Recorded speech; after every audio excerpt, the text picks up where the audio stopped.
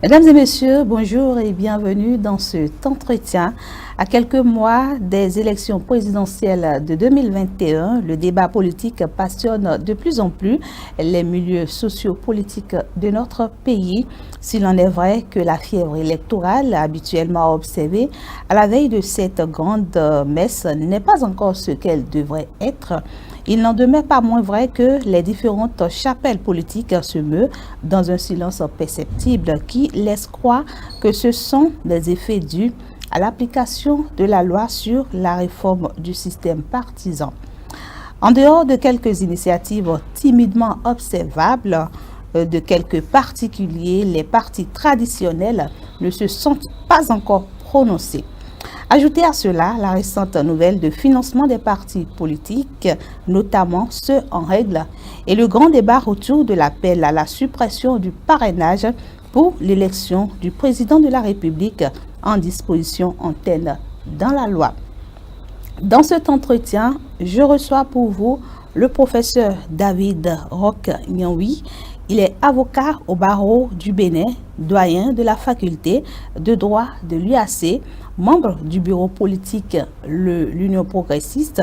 Également, il est le président du groupe de réflexion alternative et perspective, le GRAP. Professeur Roch David Nyanwi, bonjour. Bonjour, madame. Bienvenue sur ce plateau. Merci. On est obligé de vous demander comment se porte la faculté que vous dirigez depuis quelques temps, eu égard aux quelques tumultes ayant entouré votre nomination.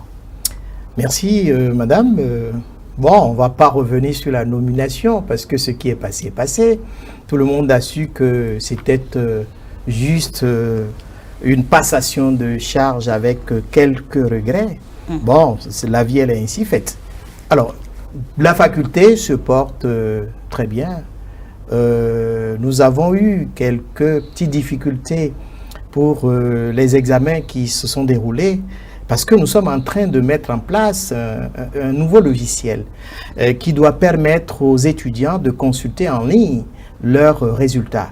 C'est un logiciel qui demande à avoir, je dirais, une assise et qui oblige à faire quelques, je dirais, réglages. Donc, il y a eu quelques petits problèmes, quelques petits couacs, mais tout semble être réglé. Les examens de rattrapage qui sont en train de se faire en ce moment, les étudiants vont constater que ça va. Très bien, je viens de le dire, vous êtes membre du bureau politique l'Union progressiste. Alors, comment est-ce que vous arrivez à concilier votre vie professionnelle et votre vie politique? Oh, c'est une question d'organisation. La vie politique, c'est participer à chaque fois aux instances de discussion, aux actions sur le terrain.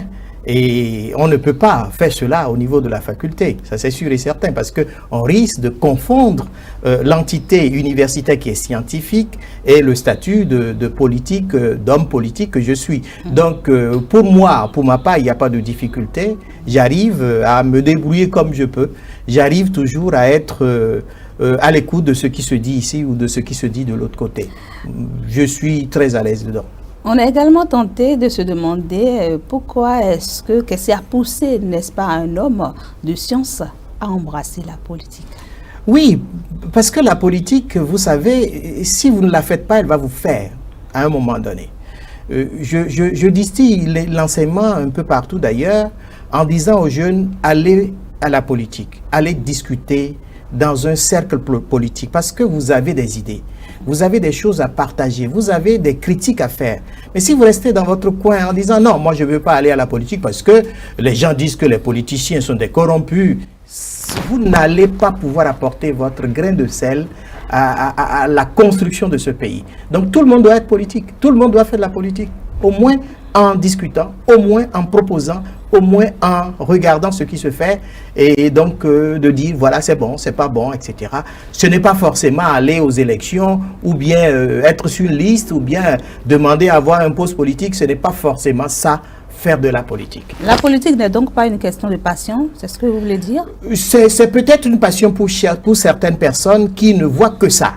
Mais c'est également, je dirais, un complément pour certaines personnes qui se disent on ne peut pas se satisfaire seulement de la situation ou d'une situation professionnelle, mais accompagner cette situation professionnelle d'une emprise politique. Parce que on doit au moins, pour améliorer la situation professionnelle, faire des propositions politiques. Alors, professeur, y a-t-il pas un mélange de genres? Mélange, je ne crois pas. En ce qui me concerne, pas de mélange. Je distingue clairement la vie professionnelle et la vie politique. Je ne fais pas de mélange. Justement, parlons à présent de la politique. À votre avis, qu'est-ce qui fait qu'il y a ce manque d'engouement au sein de la classe politique en ce qui concerne la présidentielle de 2021? Oh, manque d'engouement, ça m'étonne par rapport à votre position, parce que on a vu des mouvements, comment dit-on, se mettre sur le terrain depuis un bout de temps. Oui, je commence par les mouvements d'abord. Les mouvements ont commencé par faire quelques actions sur le terrain, on a vu. Les partis politiques n'ont pas encore décidément pris à bras le corps la chose, parce que quand même c'est une question de stratégie, c'est une question de réflexion.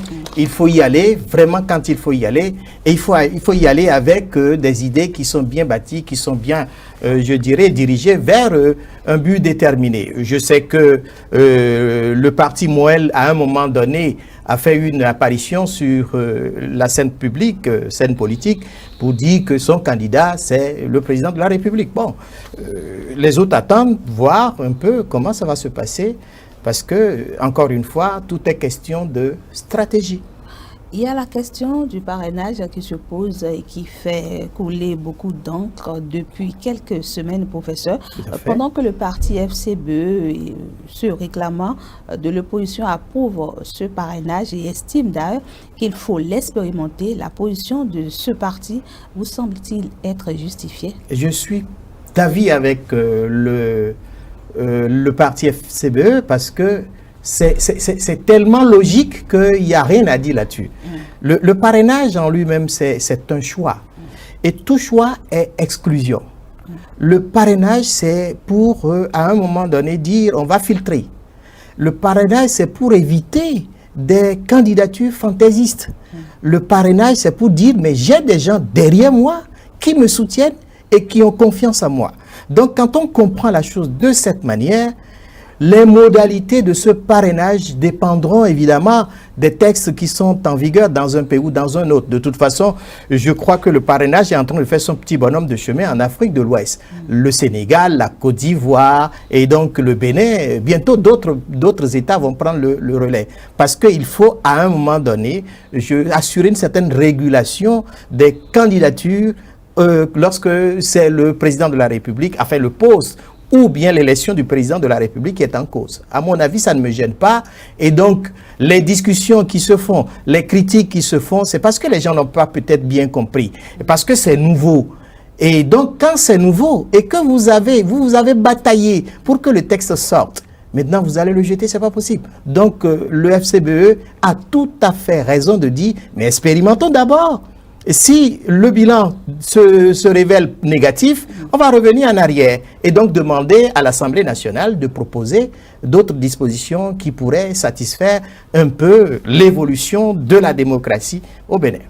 Et en approuvant cette réforme, la FCBE, qui n'est d'ailleurs pourtant pas sûr d'obtenir les signatures pour le parrainage, ne donne-t-il pas du grain à moudre à ceux qui pensent que le parti veut juste donner sa caution à un match amical à quelques mois des échéances de 2021? Je disais tout à l'heure que le parrainage est un choix et que tout choix est exclusion.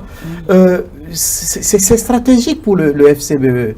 Et en matière politique, on a toujours à faire un choix déterminé. Ce choix est bien pensé. Ce choix est mal pensé, ça dépend donc de ceux-là qui dirigent ce parti. Donner du fil à retordre, bien éléments de critique, de discussion, ce sont peut-être des gens qui n'ont pas encore compris la position du FCBE. J'estime pour ma part, même si ils n'ont pas le nombre de maires qui pourraient leur permettre d'avoir un parrainage, mais tout peut se faire dans la négociation. Tout peut se négocier. Ça peut se négocier. Je l'ai déjà dit une fois, si vous avez besoin de quelque chose, vous ne l'avez pas dans un premier temps, mais quelqu'un d'autre là, allez voir cette personne, allez lui dire, écoutez, est-ce que je peux profiter de votre ombrage Et si la personne estime que vous remplissez des conditions qui permettent d'assurer une coordination, une cohérence d'une certaine politique, il n'y a pas de souci. Donc, il faut négocier. Alors justement, parlant des réformes, une partie de la société civile, n'est-ce pas, et certains acteurs politiques estiment que le parrainage empêche la compétition et appellent à sa suppression. Professeur Roch David Yanwi, quel est votre avis sur cette question? Mon avis est tout tranché. Cela n'empêche rien du tout. Nous avons un texte de loi qui institue un parrainage, c'est-à-dire que pour être président de la République, candidat, je vais dire, à la présidence de la République, vous devez vous faire parrainer par des gens qui sont des élus, en ce qui concerne le Bénin, les maires ou des députés. Alors, qu'est-ce qui gêne? Les maires et les députés sont des représentants du peuple déjà.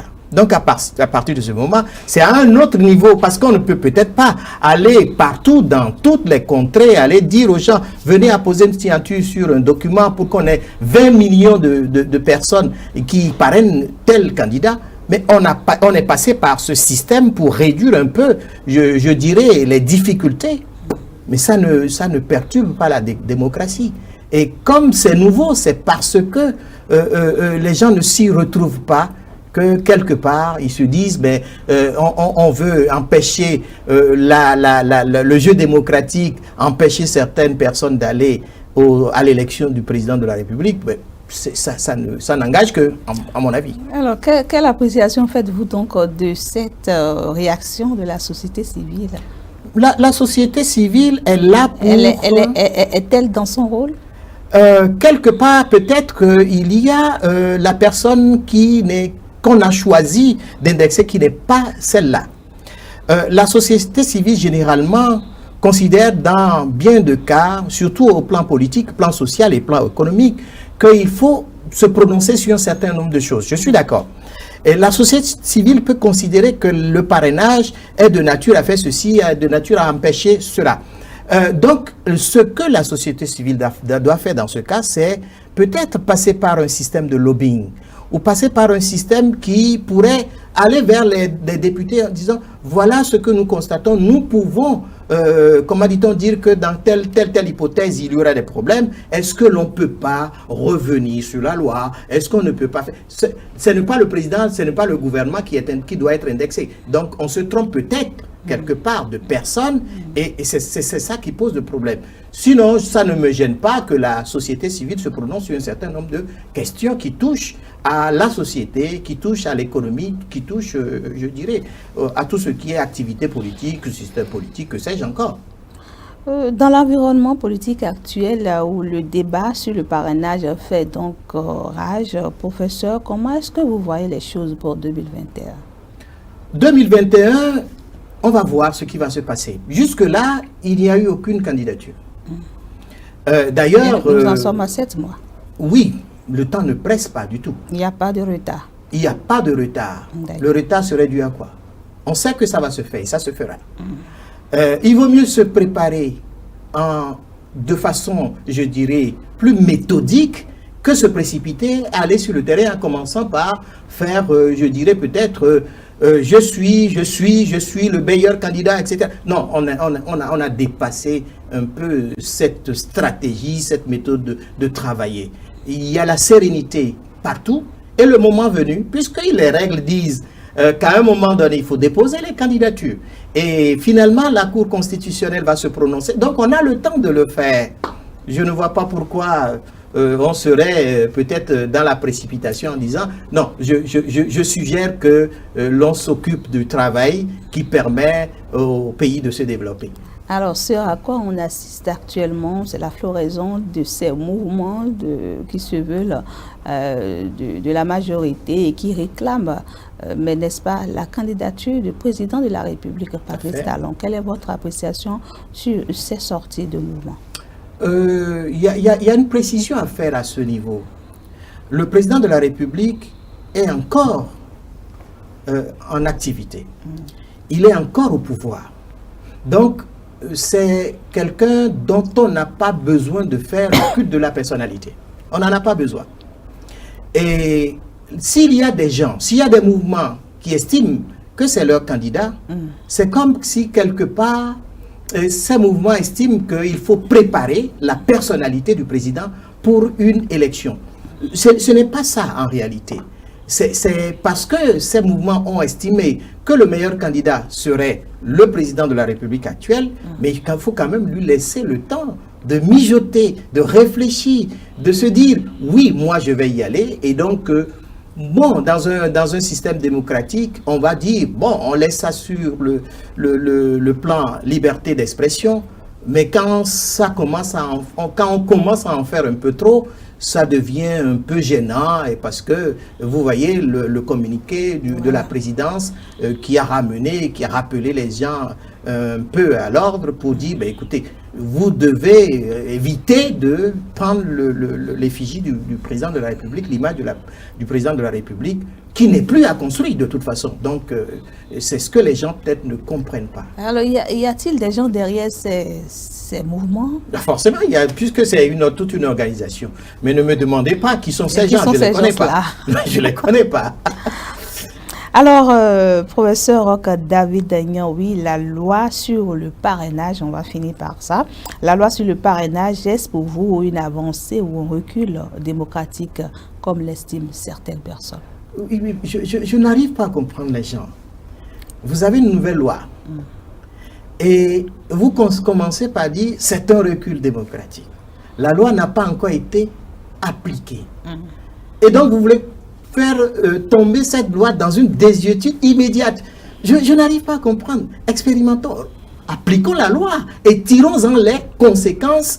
Et après, le bilan qui aura été fait, on va dire, sur ce plan, ça ne va pas. Sur l'autre plan également, il y a quelques difficultés. On va redresser, on va faire des modifications. Mais tout de go comme ça, dire non, c'est un recul, c'est parce qu'on est peut-être dans une dimension un peu traditionnelle, ancienne, classique, et qu'on ne voudrait pas, on ne veut pas comprendre qu'il faut évoluer, qu'il faut aller autrement, faire les choses autrement aujourd'hui.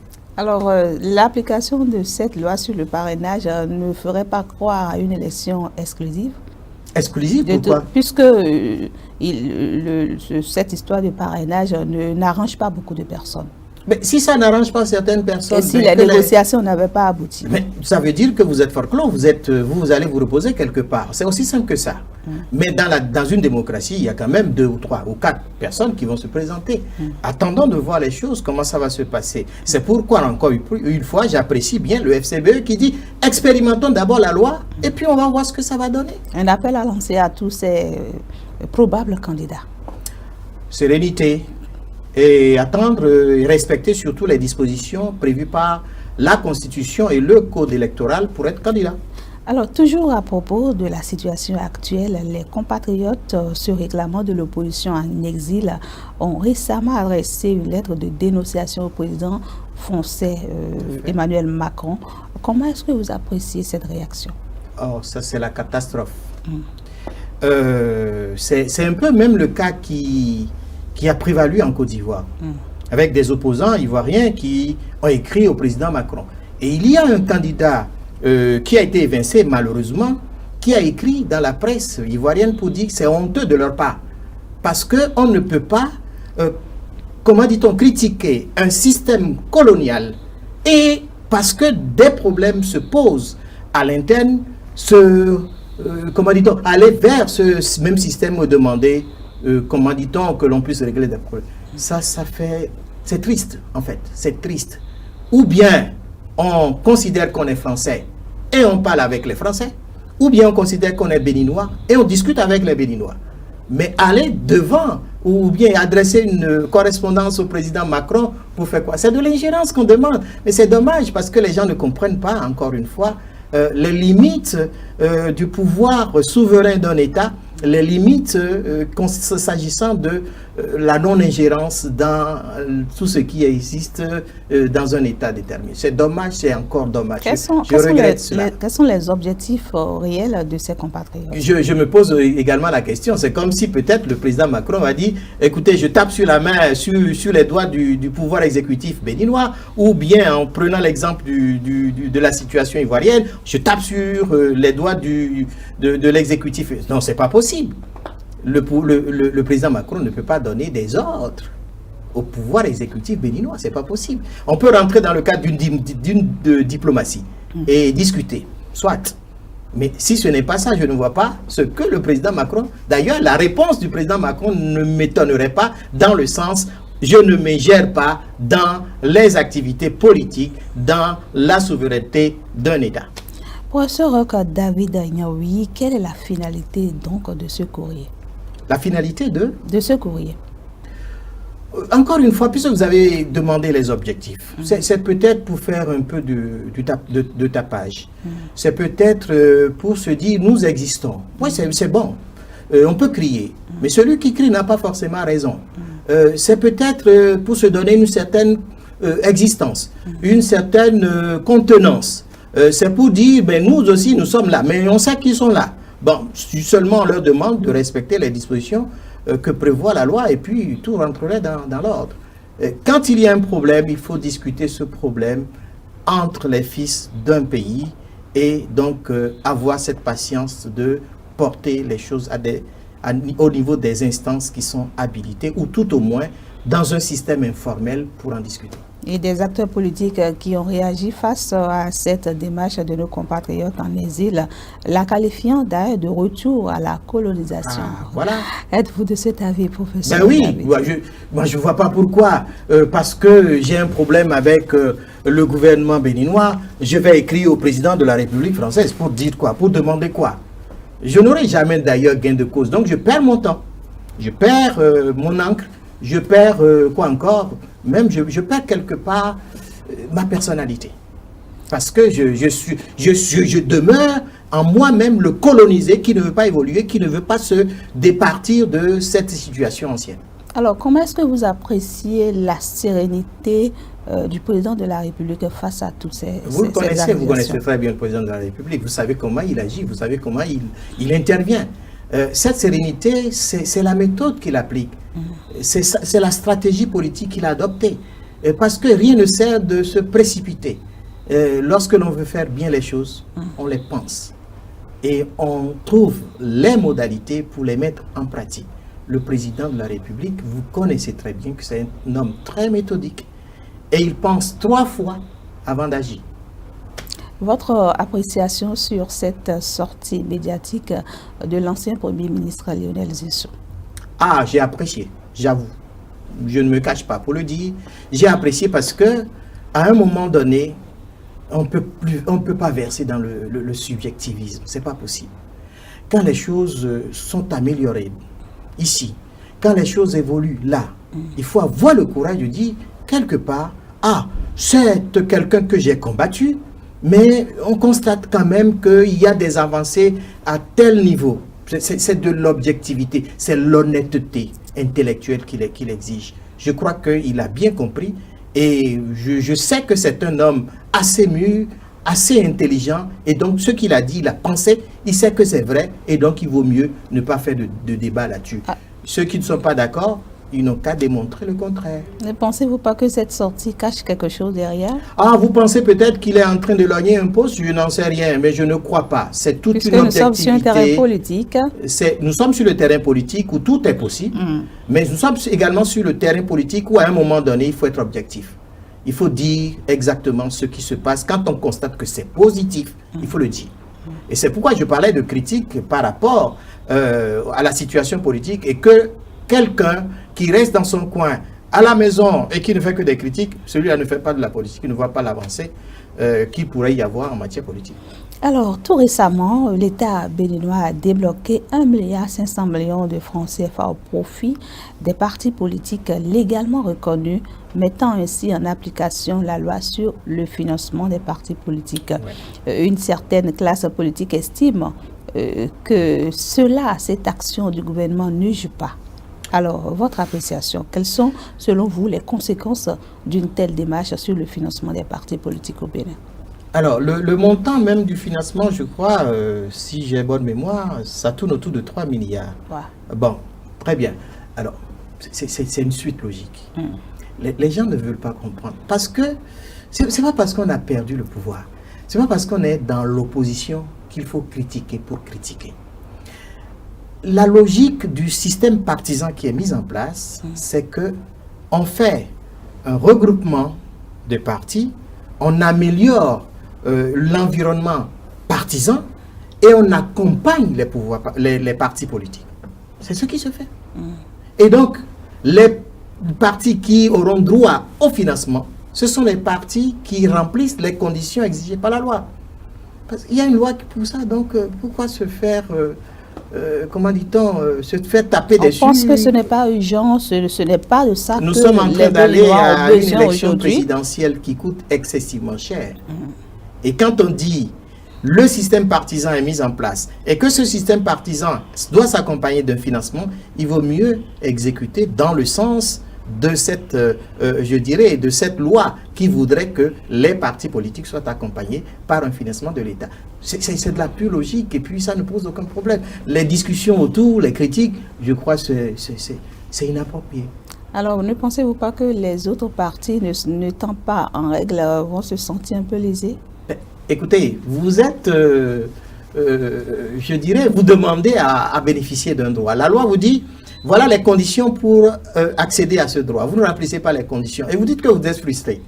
On va vous poser la question, mais écoutez, il n'y a plus de règles de droit dans la société ou bien quoi? C'est de la pagaille. On ne peut pas l'accepter. Si la loi dit, voilà les conditions pour obtenir le financement, vous remplissez les conditions, c'est facile à dire et à écrire d'ailleurs. Actuellement, il y a 3 partis en règle qui bénéficient légalement de ces subventions. L'exécution ou du moins la mise en œuvre de ce financement, je ne l'ai pas encore, comment dit-on, sur la table pour en discuter. Mais ça va se faire selon les règles qui sont dans la loi. Si un parti politique a ou bien remplit les conditions exigées par la loi, il n'y a pas de souci. Les autres qui ne remplissent pas les conditions, mais vont remplir les conditions plus tard. Mais il faut se battre pour ça. Nous sommes sur le terrain politique aussi. Alors, d'aucuns estiment également que les premiers bénéficiaires ou les plus grands bénéficiaires de cette allocution restent et demeurent les partis soutenant le chef de l'État. Êtes-vous de leur avis? Je ne dirais pas ça exactement parce que je ne comprends pas pourquoi on le dit de cette façon. Les partis on veut toujours lier les choses au président de la République. Les partis qui bénéficient du financement, ce sont les partis qui remplissent les conditions exigées par la loi. Point. Simplement. C'est aussi simple que bonjour. Si ce sont ces 2 partis qui remplissent les conditions, si c'est 3 partis qui remplissent les conditions, si c'est 4 partis qui remplissent les conditions, mais pas de débat. Mais le montant ne sera pas distribué, ne sera pas partagé de façon équitable. Il doit y avoir une règle de partage au prorata de quelque chose. On sait qu'il y a les élections communales qui sont passées et par rapport à ça, c'est peut-être une règle de modulation qui va se faire quelque part. Bah, je n'en sais rien, puisque je ne maîtrise pas le système de partage. Et récemment également, le gouvernement a octroyé également des fonds Covid alloués aux communes. Votre appréciation sur cet acte également du gouvernement? Il faut saluer. C'est une action sociale, parce qu'on dit que le gouvernement ne fait rien sur le plan social, alors que le gouvernement se bat pour avoir de quoi plus tard distribuer en termes d'action sociale. Mais tout le monde, tous les États le font. Tous les États ont quelque part un fonds Covid et qu'ils mettent à la disposition de la population ou des communes ou des départements. Donc ce que le gouvernement béninois fait, il n'y a rien de sorcier là-dessus. C'est dans la logique des choses. Et sur le plan international, tout le monde est d'accord qu'il faut aider les couches les plus démunies et qui sont exposées davantage à la maladie.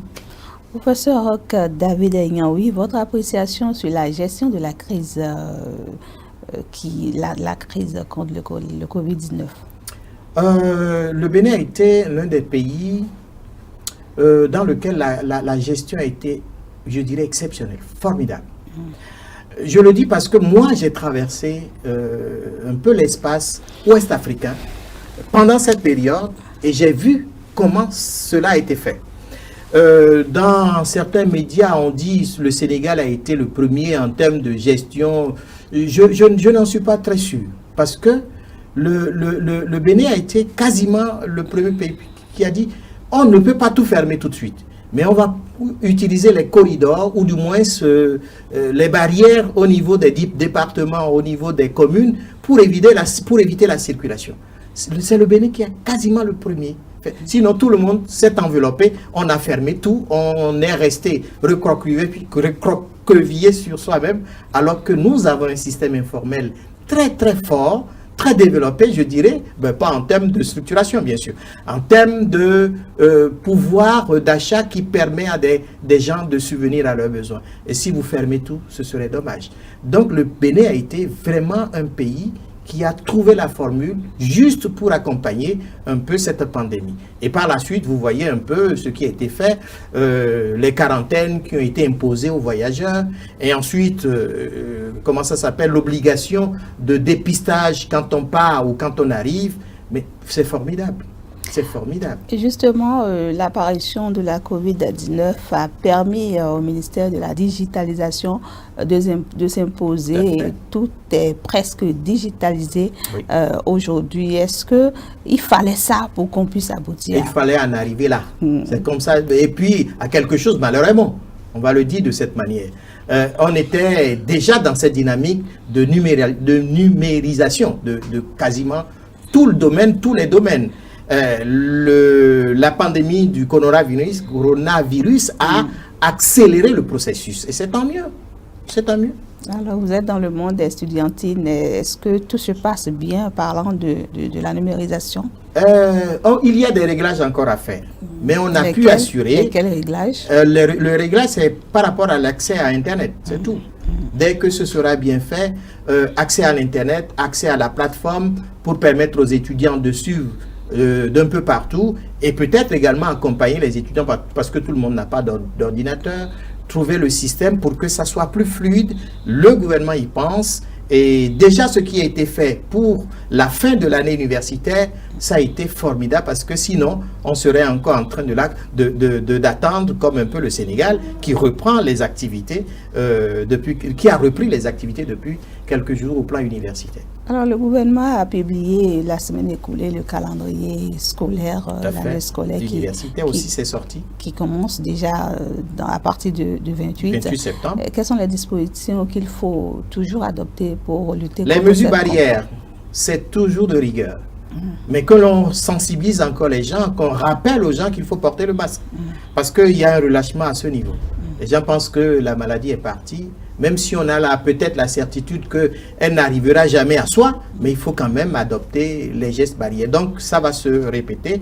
On mettra en place un peu partout le système de lavage des mains, les gels qui seront disponibles un peu partout également. Et donc on va avoir également la distanciation, le temps que l'on ait une visibilité de cette maladie qui s'en va tranquillement, lentement, mais sûrement, et qui disparaît. Les centrales syndicales avec le gouvernement ont échangé tout récemment et des 7 points inscrits à l'ordre du jour, seul un point a été pris en compte. Pensez-vous qu'on pourrait avoir une année scolaire apaisée? L'année scolaire ne sera pas perturbée.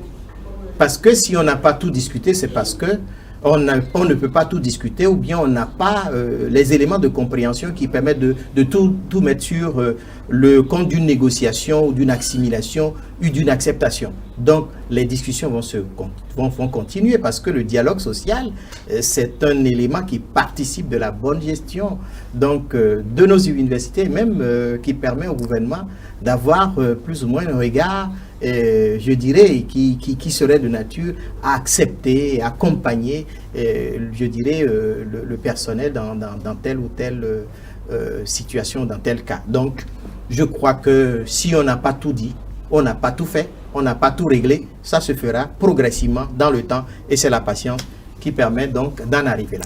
Vous êtes un doyen, quelques astuces à donner au gouvernement pour la réussite de cette année scolaire? Je préfère passer par un autre canal pour le dire. De toute façon, le gouvernement est déjà très intelligent.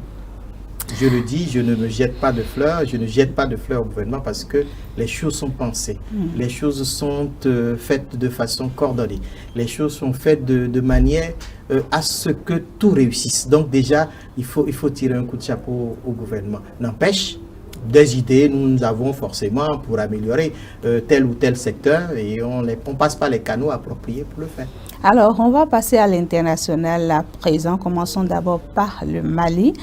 Quelle porte de sortie entrevoyez-vous, professeur, entre la BCEAO, la CEDEAO, pardon, avec la CEDEAO qui campe sur ses positions et la junte qui veut à tout prix compter pour la suite? Le cas malien est un casse-tête sérieux. C'est un casse-tête parce que le problème malien est plus profond. On ne peut pas l'apprécier quand on est à l'extérieur. De loin, c'est difficile. Il faut poser la question aux Maliens eux-mêmes et vous allez voir leur réaction par rapport à la situation, à la gouvernance de leur pays. Alors donc, mon avis, c'est de ne pas verser dans l'intransigeance. La CEDEAO, lui et moi, ne doivent pas verser dans l'intransigeance. Donc, il faut continuer la discussion avec la junte. Il faut trouver la solution qui permette d'apaiser ce peuple qui souffre. C'est vrai qu'on ne veut plus voir les militaires au pouvoir, mais ce sont eux qui ont répondu favorablement à la volonté populaire qui s'est exprimée à un moment donné. Donc, il faut collaborer avec eux. Il faut leur dire, il faut les amener à la raison. Donc, c'est une question de pédagogie.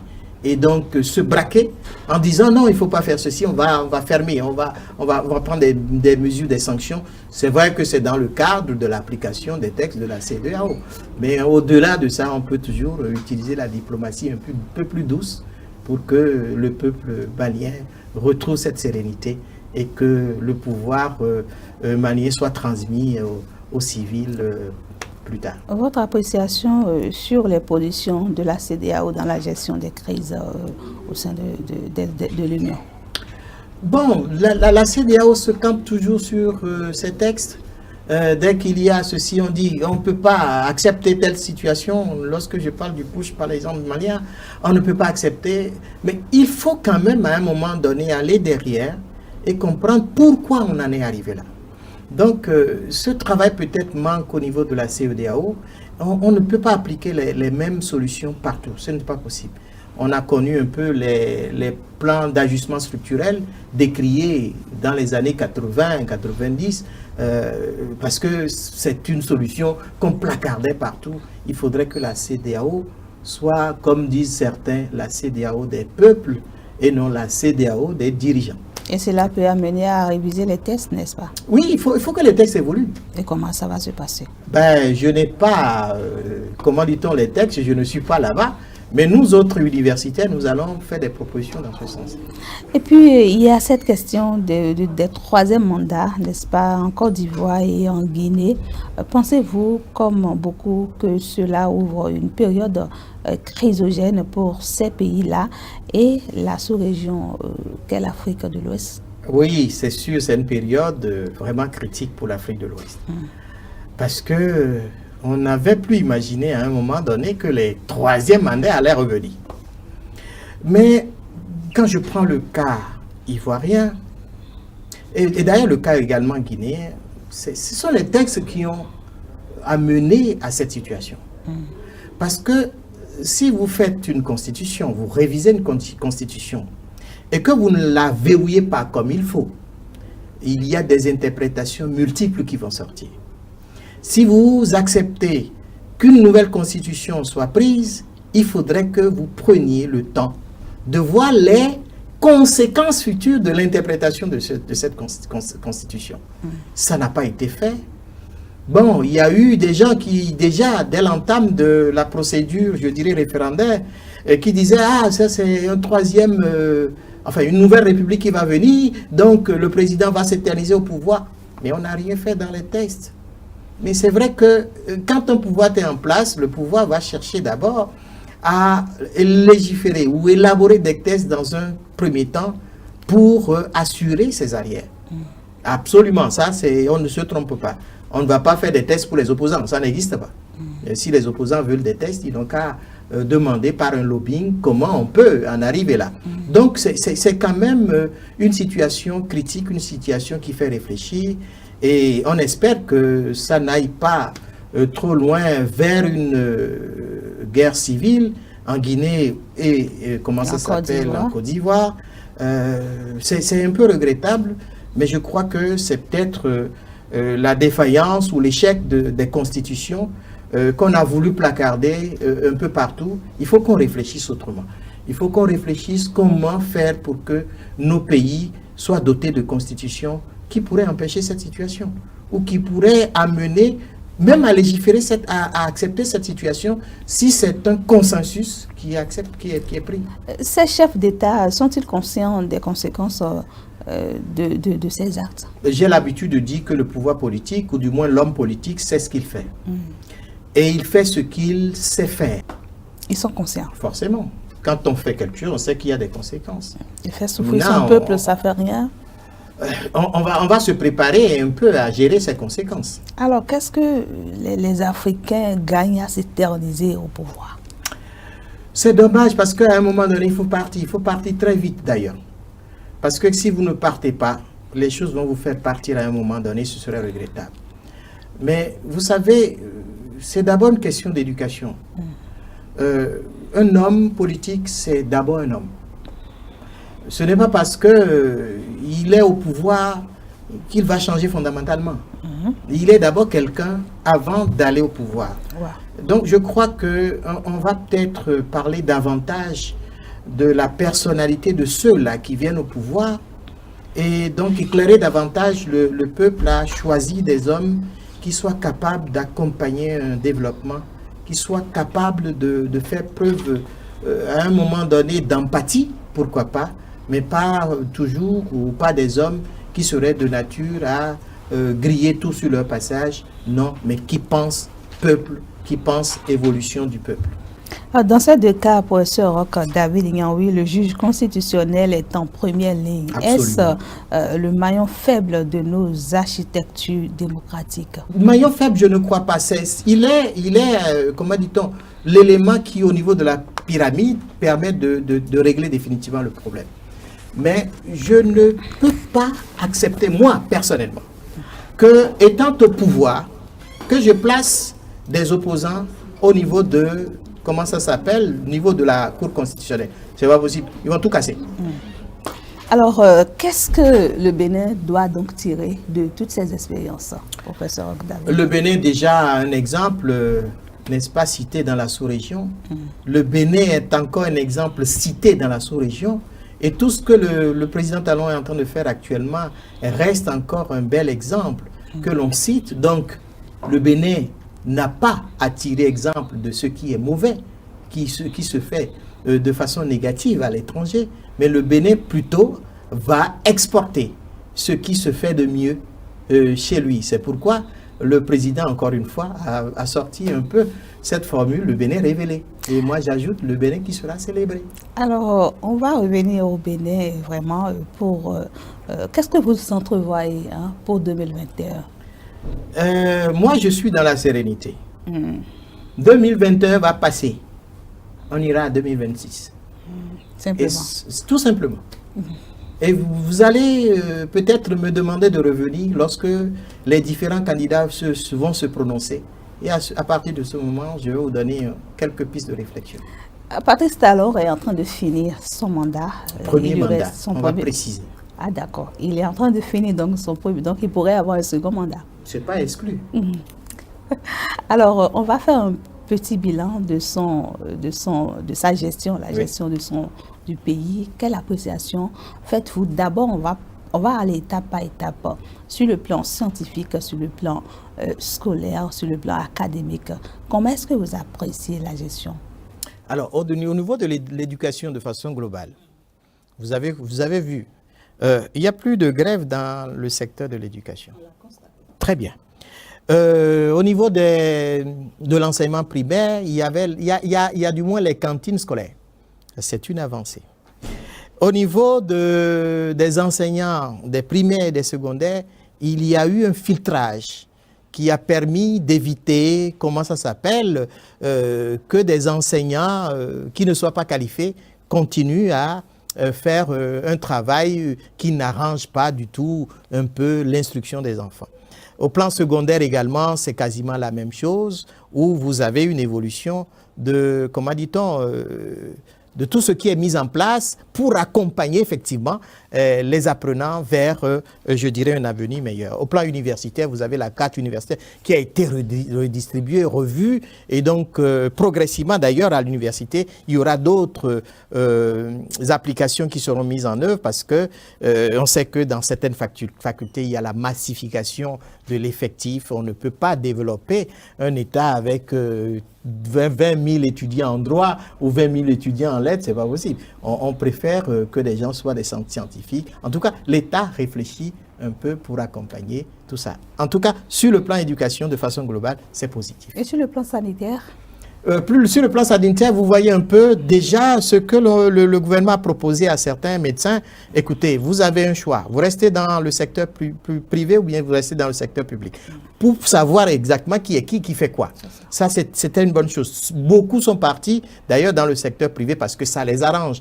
D'autres sont restés dans le secteur public et qui se disent, bon, on peut accompagner l'intérêt général. De toute façon, de chaque côté, il y a bien sûr des objectifs qui ont été poursuivis, des intérêts qui sont préservés. La construction qui est enclenchée pour un hôpital nouveau, comment ça s'appelle également, tout ce qui est mis à la disposition des centres hospitaliers, etc. Vraiment, et puis la situation de cette pandémie a démontré par ailleurs, avec un ministre déterminé, que le gouvernement a vraiment pris à bras le corps la situation sanitaire, la sécurité même sanitaire au Bénin. La question qui a le plus préoccupé le gouvernement et sur laquelle il s'est beaucoup attelé, c'est la question culturelle, avec le rapatriement au Bénin de nos biens culturels depuis Paris. On va faire un petit bilan sur le plan culturel de la gestion du président Patrice Talon. Ah, ben, sur ce plan déjà, par l'exemple que vous avez donné, on va plus parler. C'est l'exemple récent. Oui, c'est récent, mais ça a été quelque chose qui date de plusieurs années. Même si l'idée peut-être a jailli à un moment donné avant l'arrivée du président Talon, mais la concrétisation de cette idée, c'est pendant son règne en quelque sorte. Donc, quand je prends seulement ça, je dis c'est formidable. Parce que rapatrier enfin, tout ce qui a été volé, entre guillemets, ou rapatrié ou envoyé à l'étranger, quand on ramène ça au Bénin, mais c'est pour pour attirer davantage les touristes, pour faire du Bénin une certaine, je dirais, sur le plan culturel, présenter ça son originalité. Et donc, à mon avis, c'est une bonne chose.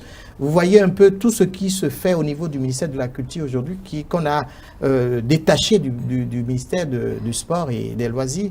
C'est extraordinaire. Moi, j'ai constaté au niveau de l'université une correspondance qui est passée où on demande à l'université de faire le programme des activités culturelles prévues au niveau de l'université et qu'on envoie ce calendrier. Je trouve que vraiment, c'est une bonne chose. Et c'est du nouveau. Ah oui, c'est très bon. Il faut accompagner davantage un peu nos artistes et faire révéler notre culture, la culture béninoise à l'étranger. Pour quelqu'un qui a quitté le Bénin il y a quelques années et qui s'y rend aujourd'hui à l'entrée de la ville capitale, il méconnaît complètement son pays. C'est sûr, c'est certain. Les rues de Cotonou ont pris d'autres formes. Votre appréciation sur le plan architectural? On va dire que c'est tant mieux. Il fallait le faire et celui qui doit le faire, c'est peut-être celui-là qui a été désigné par la mère divine. Le Bénin, quand le Cotonou, je veux dire même, quand on le compare à d'autres capitales, non, c'est pas la peine. On a honte de dire qu'on vient de Cotonou.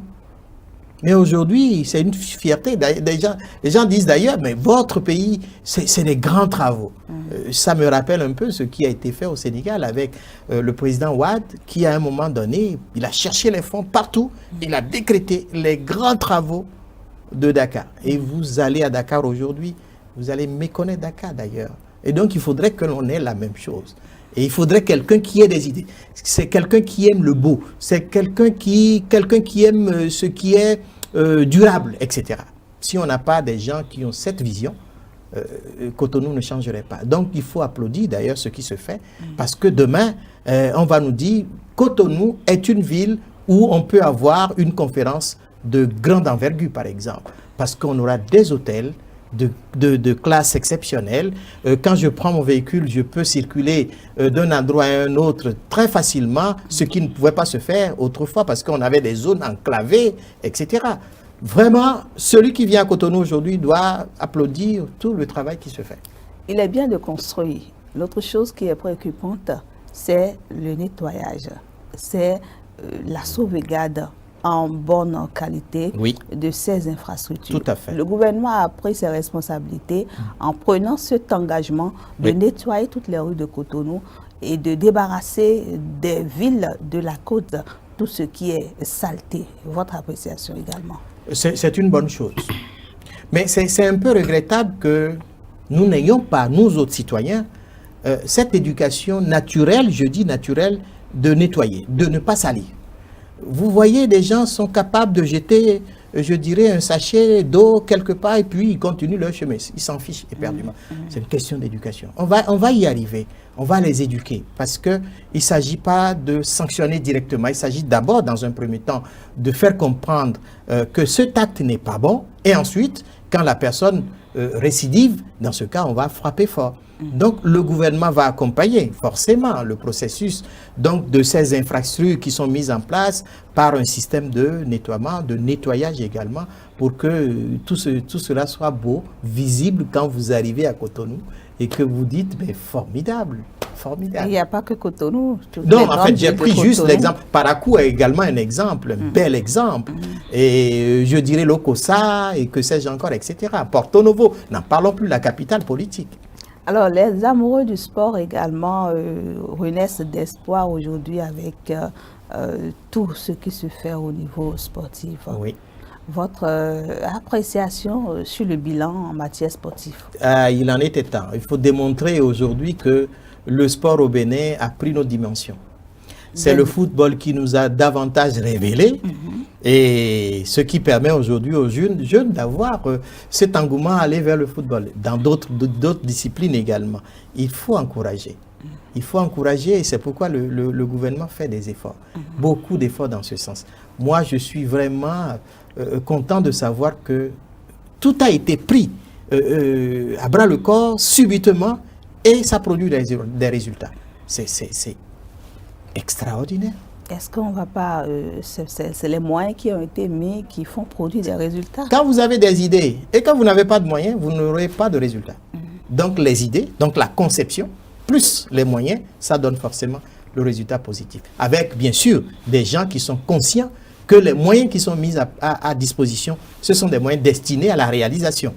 Donc, ça marche. Au début du mandat du président Patrice Talon, on le condamnait ou on l'accusait de ce qui n'est pas social. Mais on a constaté ces derniers mois que l'homme s'est plus donné au côté social de notre pays. Il s'est plus donné aux couches juvéniles, aux couches les plus pauvres. Votre appréciation sur le plan social? Ben, je crois, il y a cela 2 ans, je disais sur une antenne, mais attendez, les problèmes du Bénin sont tellement énormes qu'on ne peut pas tous les résoudre par un coup de baguette magique. Ce n'est pas possible. Donc, méthodologiquement, pas à pas, les choses vont se mettre en place. Et sur le plan social aujourd'hui, c'est visible. C'est ça. Donc, c'est tant mieux. Alors, on va parler de façon globale. Le Bénin s'est révélé en moins de 5 ans au monde entier. Cela est dû au génie créateur du président Patrice Talon. Votre appréciation de l'homme? Alors, d'abord, je vais dire que c'est l'homme qu'il faut. C'est l'homme qu'il fallait. C'est l'homme que nous attendions depuis un bon bout de temps.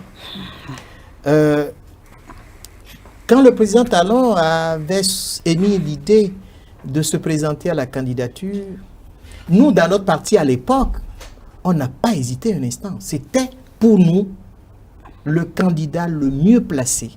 Et nous étions partis tout droit pour l'accompagner. Il n'y avait même pas de réflexion outre mesure qui serait de nature à dire réfléchissons. Il n'y a pas de réflexion à tout.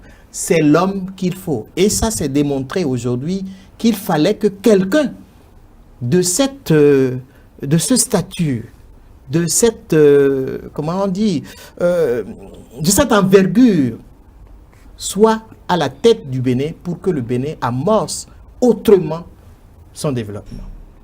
Si depuis 1960, il y a eu des présidents de cette trempe, le Bénin ne serait pas là aujourd'hui. Donc, qu'est-ce qui s'est passé avant? Pourquoi? Est-ce que c'est une question de volonté? On va dire peut-être que les personnes, les présidents qui avaient entraîné, ou du moins qui étaient à la tête du Bénin, à un moment donné, ces présidents avaient d'autres préoccupations. On va le dire peut-être de cette manière. Mais à un moment donné, je crois que la volonté divine a dit ça suffit. Le Bénin est un pays béni des dieux, de ses ancêtres, des membres de ses ancêtres. Et donc le Bénin doit réagir, se révéler autrement. Et il fallait quelqu'un pour que ça soit amorcé. C'est le président Talon, il faut le constater, il faut le dire. Il faut que tout le monde se dise, ben, c'est ça. Maintenant, demain, on va voir comment continuer le travail qu'il a amorcé, le travail, les résultats qu'il a implémentés. Et cette période coïncide avec votre affiche publique à la classe politique. Pardon? Cette période où le Bénin se révèle coïncide avec votre entrée officielle dans la politique.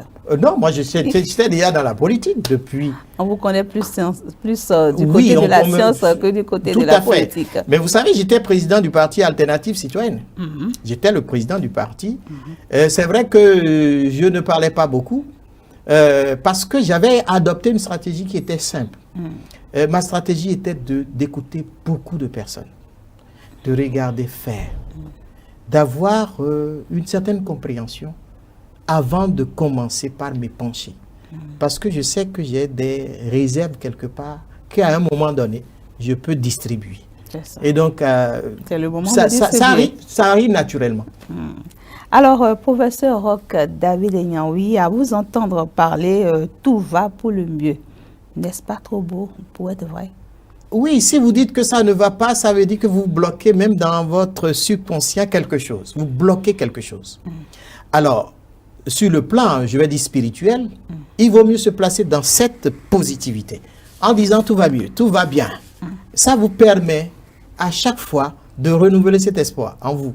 Ça vous permet à chaque fois de vous dire, même quand il y a des difficultés, vous trouverez des solutions pour affronter ces difficultés. Mais si vous dites ça ne va pas, ça veut dire que vous vous placez dans une situation négative, mais ça va vous poursuivre, puisque le verbe est très fort. Et au Bénin, le verbe est très fort, vous le savez. On dit souvent que tant qu'il reste à faire, c'est que rien n'est fait. Le gouvernement du président Patrice Talon, pour son premier mandat, puisque vous l'avez notifié, tend vers sa fin. Qu'est-ce que vous avez à leur suggérer pour qu'ils finissent vraiment en beauté ce mandat? Le gouvernement, pour que le gouvernement finisse en beauté ce mandat?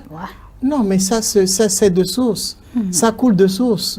On va vers la fin du premier mandat et selon les textes, il faut donc un autre président. Il faut élire un président. Il faudrait que ce président vienne marcher dans les pas du premier. Par exemple, hypothèse.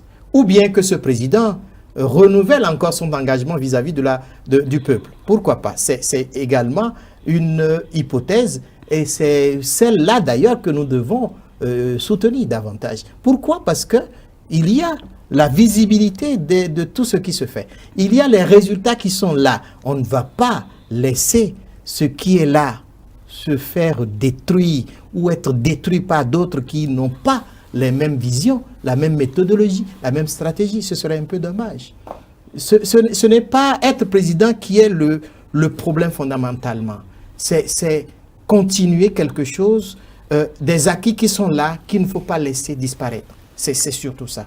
Le président Patrice Talon nous impose une autre manière de faire la politique.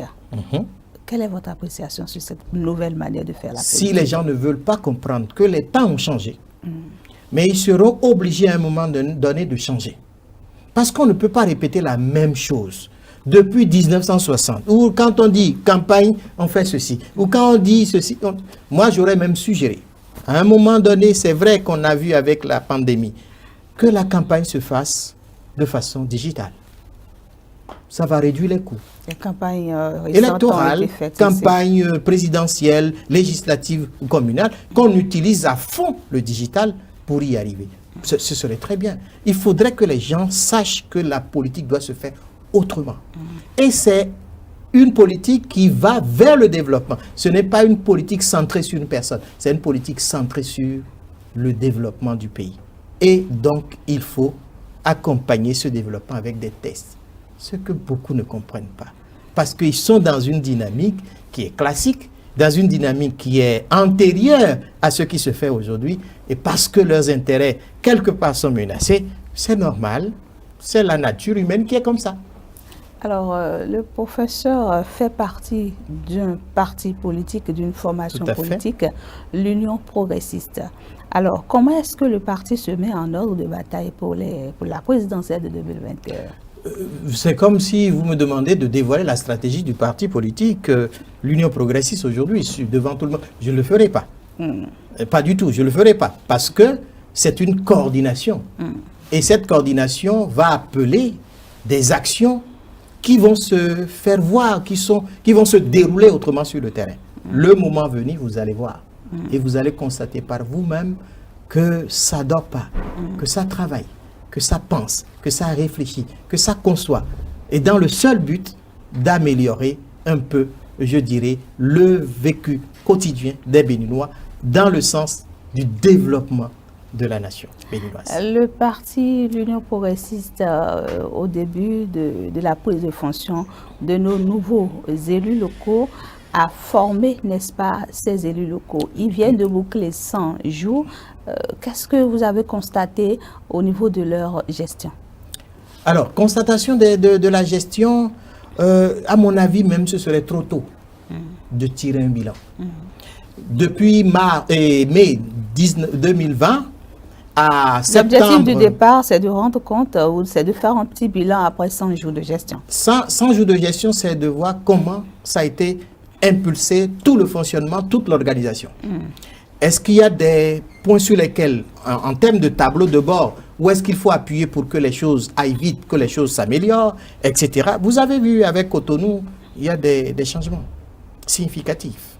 Donc, vous pensez que le conseil communal de la municipalité de Cotonou a vraiment prise? Ça travaille fortement et efficacement d'ailleurs. Est-ce que ce qui se fait au niveau gouvernemental n'est pas mélangé à ce que peut-être fait la commune de Cotonou? Non, on ne mélange pas les choses. Parce qu'il y a la décentralisation qui est là.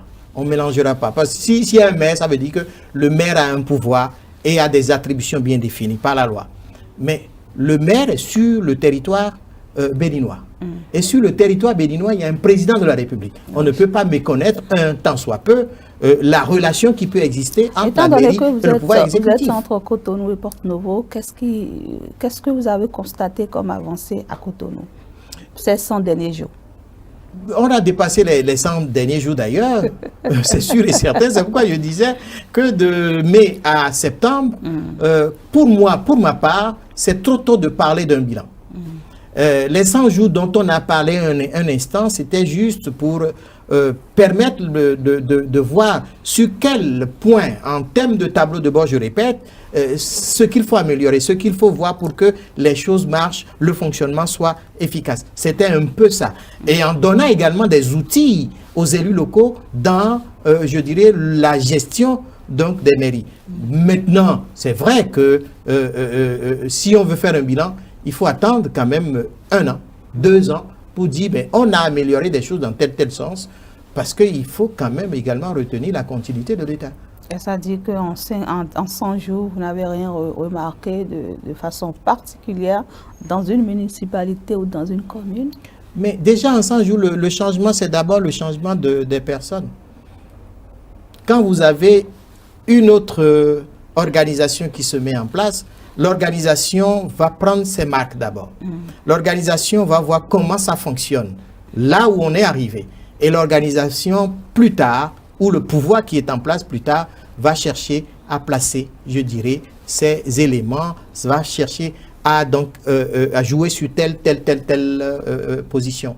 Donc, 100 jours, à mon avis, encore une fois, on ne peut pas sortir. C'est très insignifiant. On ne peut pas apprécier seulement. Alors, si on ne peut pas apprécier, quelle est l'utilité donc de cette formation que ces élus ont reçue pour Mais vous avez des élus qui n'ont jamais été élus.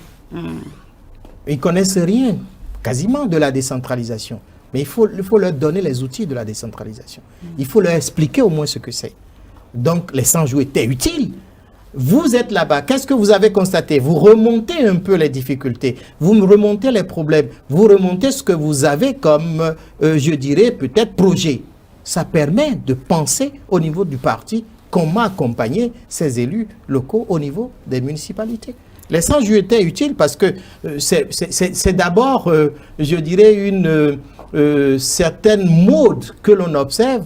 Quand le président de la République arrive, on dit les 100 premiers jours du président de la République. Ainsi des 100 premiers... Donc, on reste dans cette modernité, dans ce système. Et puis voilà, on en tire les conséquences. Alors, vous avez parlé tantôt des campagnes que vous souhaitez désormais qu'elles soient digitales. C'est une proposition de ma part. Comment est-ce que vous avez donc apprécié la gestion des campagnes médiatiques qui vient de passer? Communal. Voilà. J'ai beaucoup apprécié, d'autant plus que je suis intervenu 1 ou 2 fois d'ailleurs. Je trouvais que c'était très bien parce que ça évitait, malheureusement la pandémie était là, ça évitait les attroupements. Même si par endroits, certains n'ont pas pu respecter la distanciation. Bon, Dieu est fort, Dieu est grand. Ensuite, ça a évité de faire des dépenses inutiles. Ça a permis, avec les médias qui sont très présents un peu partout, surtout les réseaux sociaux, ça a permis à tout le monde d'être connecté et d'avoir en temps réel même l'évolution de cette campagne. Mais l'avantage exceptionnel de ça, c'est de pouvoir interagir sans se déplacer. C'est pouvoir dire des choses sans se déplacer. Et on a écouté et les gens font des propositions, des critiques et des appréciations. C'est formidable. Alors, les médias classiques également ont accompagné le processus avec les interventions sur les plateaux, on a vu, avec une certaine audience formidable. Cette expérience pourrait être... il faut la répéter, cette expérience. C'est pourquoi je milite en faveur, par exemple, d'une loi et qui permettrait de dire la campagne de 15 jours, par exemple, c'est 1 semaine sur le plan digital et 1 semaine sur le plan présentiel. Alors, professeur Roch David Yanwi, nous tendons vers la fin de cet entretien. Votre mot de fin, d'abord votre appréciation sur la télé qui vous reçoit ce matin. C'est la première fois que je viens vous rendre visite. Je trouve que c'est une ambiance agréable et donc il va falloir répéter ça pour une autre fois. Et d'ailleurs, je vous ai promis, parce que j'ai dit, quand les candidats seront sur la place publique, vous pourrez me poser des questions sur tout un ensemble de stratégies. Je serai prêt à répondre à cela. Donc, je trouve que c'est une bonne chose. Il faut vous accompagner d'ailleurs. Il faut vous encourager à aller encore plus loin et plus haut, plus fort. Alors, votre mot de fin sur cet entretien? Alors, mon mot de fin, c'est... Pour moi, ce sera peut-être une pensée que je vais aller puiser quelque part en disant que le faible, c'est celui qui s'enfle d'orgueil dans la bataille. Car le fort reste calme. Je souhaite que la sagesse anime nos vies, tout simplement, et que demain, ce que nous ferons soit une trace indélébile. Merci à vous, professeur Roch David Yanwi. Chers amis téléspectateurs, c'est ainsi la fin de cet entretien. Je recevais pour vous le professeur Roch David Yanwi. Il est avocat au barreau du Bénin, doyen de la faculté de droit de l'UAC, membre du bureau politique de l'Union progressiste et président du groupe de réflexion alternative et perspective. Merci de votre aimable attention.